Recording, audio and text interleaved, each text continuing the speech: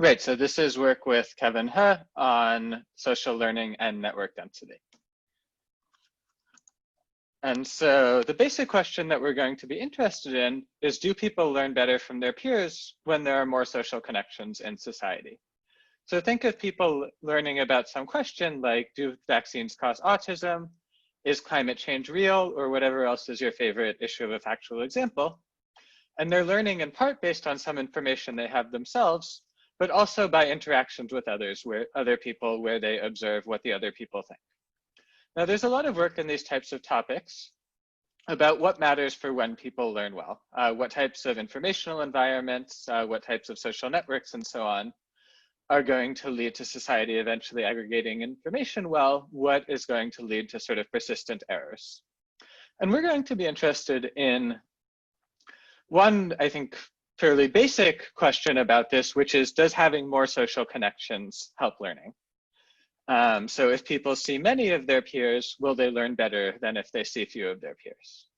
And one application of this that I think is relevant to this community is questions about what does, say, the introduction of the internet or social media mean for social learning? And so if we go from a world where you're mostly learning from people who you meet in person, and so likely have a relatively small number of connections that are relevant for some issue, to a world where you have a newsfeed or timeline full of people who you can learn from and whose beliefs you can see about some issue, is this going to help with learning? And the basic point is that it's going to lead to more information. And so you might think that would help. There may be other forces because you also have to interpret this information. And the last thing I want to say is that there's some theoretical work on this that we've done and others have done. Today, I'm going to talk about our work on this question in an online experiment with human subjects. So we're trying to ask, do real people learn better with fewer or more connections? To give a little more detail on the setting, we'll be looking at a sequential social learning model. And so what that means, I'll say this formally, but is that people take turns guessing an unknown state. So do vaccines cause autism? Is climate change real? Each person observes a private signal. They also observe some predecessors' guesses, and then they make a guess themselves. This paper is going to be an experiment comparing learning outcomes when people have many social observations, so on what we'll call dense networks, to when they have few social observations, so what I'll call sparse networks. And the main finding is that social learning is actually worse with more social observations. Basically, even though people have more information on the dense network, because they're less able to interpret that information well, over time you get worse social learning and lower accuracy. And we'll quantify that, and one way you can see this is by saying that the accuracy gained from social learning, so how much more accurate people are with social learning included than if they just followed their private information, is going to be twice as large on a sparse network as on a dense network.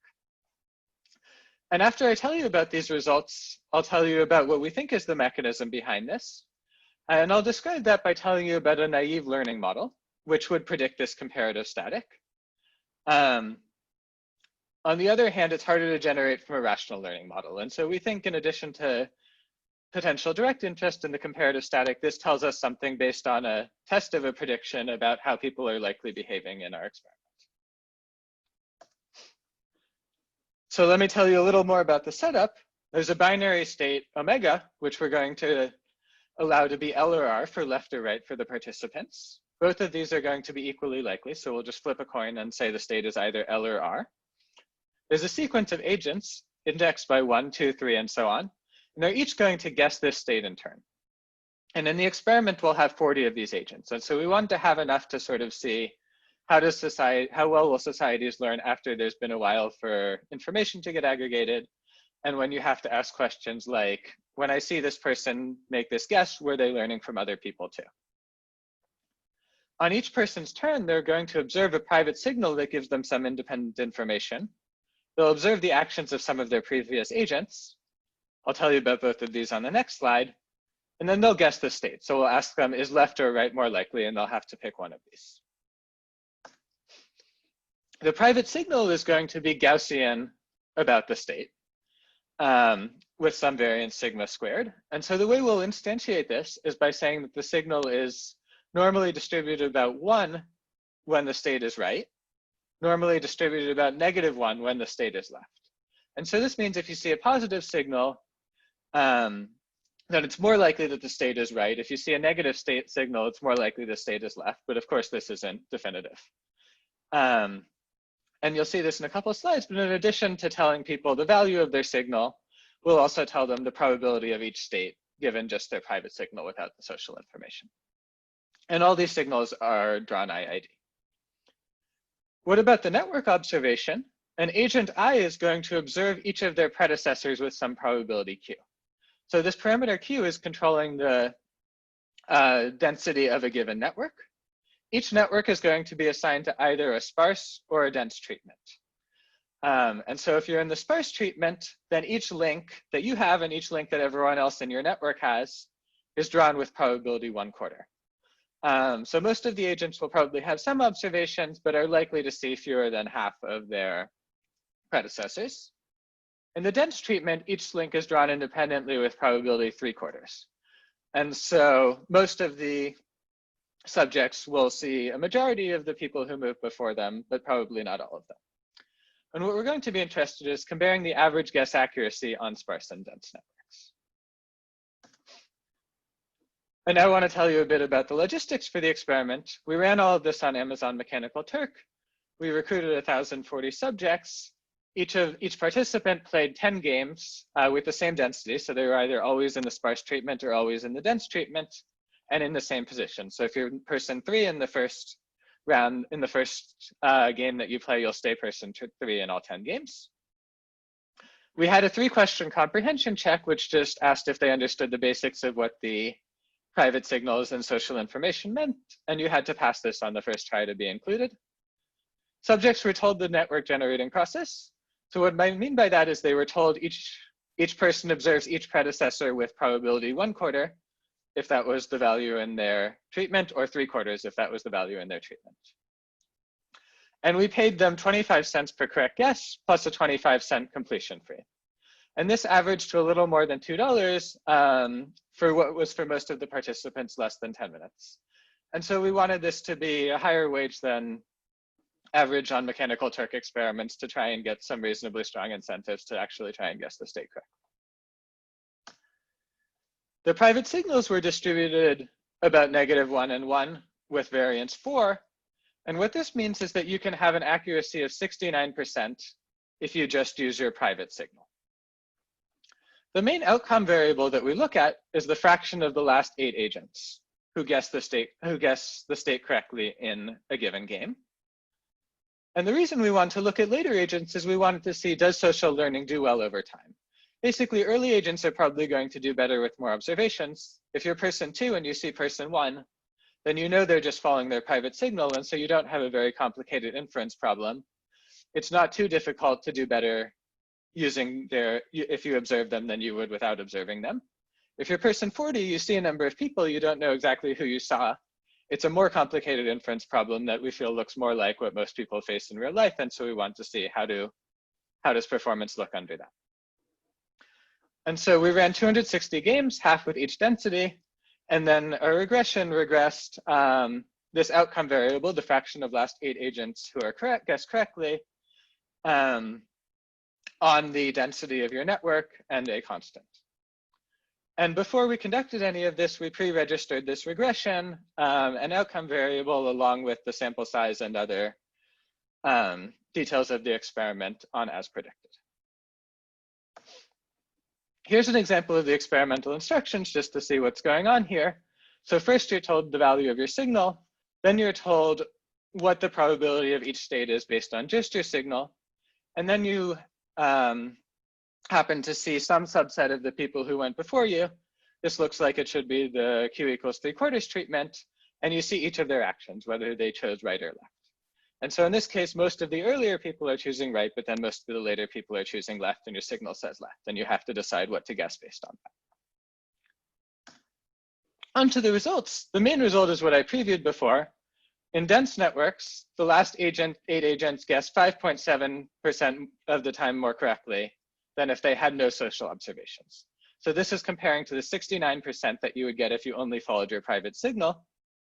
this accuracy gain is a bit more than twice as large, so 12.6% in sparse networks when the network is less connected. And this difference is statistically significant. I'll tell you in a few slides why we think this comparative static is consistent with the naive learning model, but harder to reconcile with the rational learning model. Here's the regression showing this. And the main point that I want to highlight is that this network density coefficient says that if you decrease the link probability by some amount, then it's going to decrease the probability of guesses being correct in this regression by about 1/10 of that amount. And the last point I want to highlight about our results is that we want to dig a little more into the source of the difference in this accuracy. And we think, based on looking more at the data, that the difference is mostly driven by differential effectiveness of social learning. So what do I mean by this? Well, we looked at cases where the agents decided to go against their private signal. So what that means is either you guess left, even though your private signal is right, or you guess right, even though your private signal is left or negative. And it turns out that this happens at very close to the same frequency in the sparse and dense networks. So it's not that people are following their private signals more in one of these two treatments, but it's that when people decide not to follow their private signal, so in these about 130, 140 instances, their accuracy is more than 10% higher on the sparse networks. And so what we think this is saying is that most of this difference is being driven by basically when people decide to rely mostly on social learning, this works better on the sparse network than the dense network. So why do we think this would be going on? To tell you about this, I'm going to tell you about a simple model of naive learning based on some work by Eister and Rabin. And what this model says at a high level is that agents, when they see actions from another number of predecessors, think of these actions as independent pieces of information. So if I see person one's action, person two's action, person three's action, if I'm naive, I'm going to think each of these is an independent piece of information. In reality, some of these people may see each other, and so there's likely to be some correlation in these observations I have. So formally, the assumption here is going to be that a naive agent believes that each action they see is just somebody following their private signal. So it's only reflecting their private information and doesn't incorporate other people who the person I observed themselves observed. And other than this mistake, we're going to assume that agents are Bayesian. What's going to happen in this model? Well, you're going to get overcounting of early agents' private signals. So let's look at a simple example of this. In this diagram here, agent 4 observes agent 2 and 3. And both of them, agent 4 sees take action right. Agent 4 doesn't know if they both saw agent 1 or not, or if 3 saw 2. And if 4 is naive, then 4 is just going to think, here are two pieces of information that both say the state is likely to be right.